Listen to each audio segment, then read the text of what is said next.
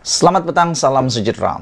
Ada orang tweet di ruangan tweet, mereka kata, langkah Zahid menjadikan Ismail Sabri Yaakob semakin terdesak. Apa yang berlaku sebenarnya? Semua orang kuat Ismail Sabri jatuh berguling dalam pembersihan UMNO. Wow, ini satu pendedahan yang menggerunkan kita semua, yang memang membuatkan kita semua terkejut. Ini adalah satu perkara yang sudah pernah aku katakan sebelum ini. Aku telah ulas bahwa Zahid Hamidi walaupun telah pun berjanji tidak mahu menjadi Perdana Menteri pada awal bulan Oktober ini, tapi nampaknya langkah-langkah yang disusun oleh Zahid Hamidi kini memperlihatkan seakan-akan yang sebaliknya pula akan berlaku. Semua orang kuat Ismail Sabri jatuh berguling dalam pembersihan UMNO. Saudara-saudara yang mengikuti perkembangan PRU 15, langkah Presiden UMNO Datuk Seri Ahmad Zahid Hamidi mengetatkan sendiri prosedur pemilihan calon dalam kalangan pemimpin parti itu dalam pilihan raya umum ke-15 bertujuan membersihkan mereka yang tidak sehaluan dengannya. Pada masa yang sama, beliau melihat setengah pemimpin itu lebih rapat dengan pesaingnya yang lebih popular, yaitu Naib Presiden UMNO yang juga Perdana Menteri Datuk Seri Ismail Sabri Yaakob. Sumber dalaman UMNO berkata, Zahid yang juga pengerusi Barisan Nasional juga mahu membersihkan pemimpin UMNO yang dilihatnya lebih mesra dengan parti-parti gabungan Perikatan Nasional PN. Untuk masa panjang, ia menjadi jaminan kepada Zahid untuk memastikan Ismail Sabri tidak memiliki sokongan kuat sekiranya mahu bertanding merebut jawatan Presiden Parti.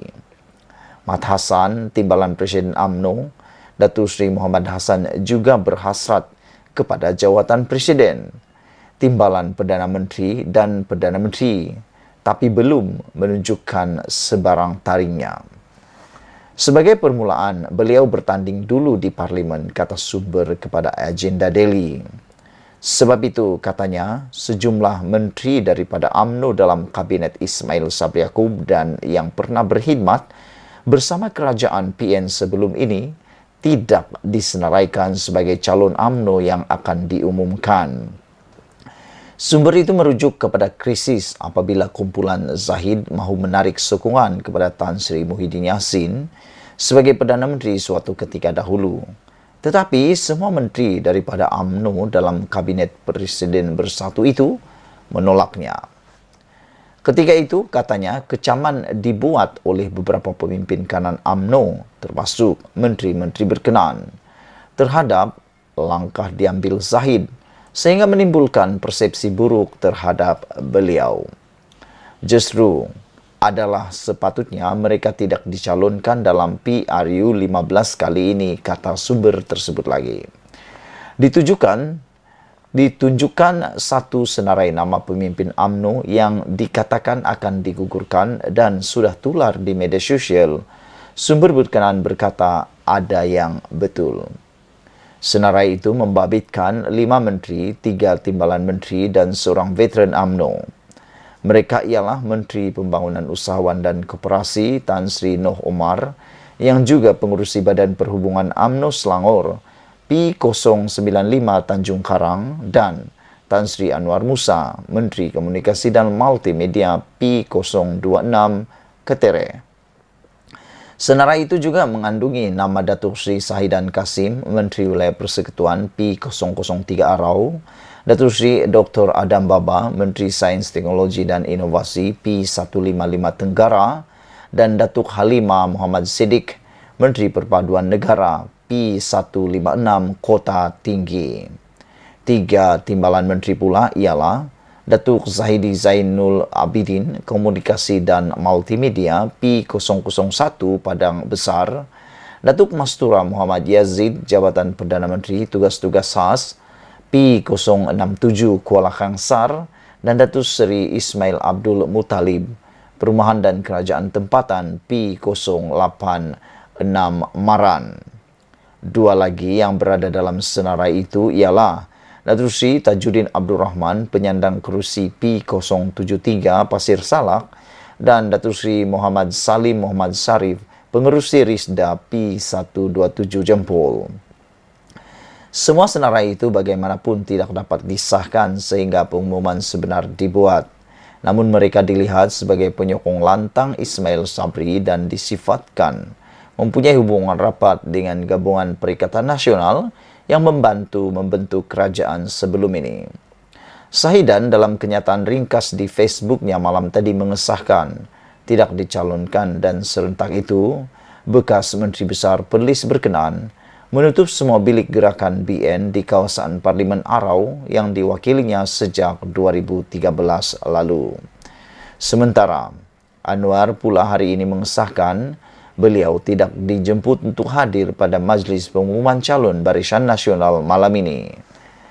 Mengenai satu lagi senarai pengganti kepada nama-nama yang digugurkan itu, sumber berkenan yang namanya turut disenaraikan sebagai calon di salah satu kawasan parlimen di Johor berkata, ada yang benar tapi semua kemungkinan boleh berlaku sehingga hari penamaan calon. Ditanya mengapa Tok Hassan berdiam dalam soal pengguguran calon-calon berkenan, sumber itu berkata, timbalan Presiden ada berbincang tetapi keputusan terletak di tangan Presiden Parti. Saudara-saudara yang saya hormati sekalian, yang lebih mengejutkan ialah Khairi Jamaluddin, menteri yang paling berjaya dalam kabinet pada waktu pandemik, turut tidak disenaraikan sebagai calon di Negeri Sembilan. Belum diketahui apakah nasib sebenar Khairi Jamaluddin. Sekiranya Khairi Jamaluddin tidak mendapat tempat untuk kerusi parlimen kali ini, memang agak ketara.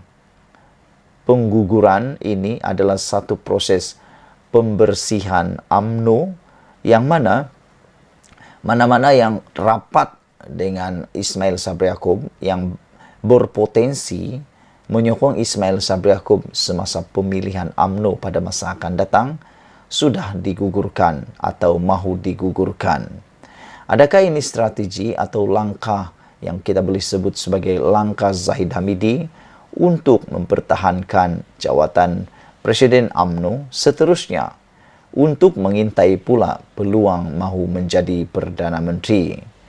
Kalau itu terjadi, kita berharap semoga semua orang benar-benar sedar dan berhati-hati ketika mengundi. Sekian dulu untuk kali ini. Malaysia kita punya, kita juga sama-sama cintai Malaysiaku. Kita jumpa lagi. Bye-bye.